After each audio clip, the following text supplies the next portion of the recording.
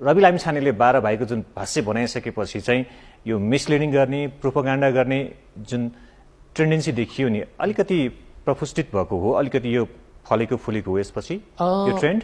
रवि लामिछानेले भन्नु अगाडि पनि मिडियालाई अलिकति नेगेटिभली पोर्ट्रेट गर्ने त्यो जमात चाहिँ बिस्तारै बढ्दै पनि थियो।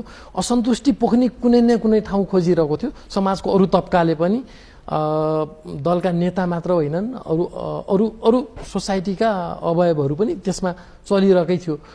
यसले चाहिँ झन् बढी फ्युल गरिदियो, सजिलो भयो। अहिले कतिपय पत्रकारहरू स्पोर्ट्सको रिपोर्टिङ गर्न गएको पत्रकारहरूलाई चाहिँ 12 भाइ भनिदिन्छ। बिचरा त्यो स्पोर्ट्सको रिपोर्टिङ गर्न जानेले न कहिले पोलिटिक्सको रिपोर्टिङ गरिरहेछ, न उसलाई क्राइमको रिपोर्टिङ, उसलाई सहकारीको कुरा पनि मतलब छैन, उसलाई राजनीतिक लेनदेनको विषय पनि उसलाई मतलब छैन।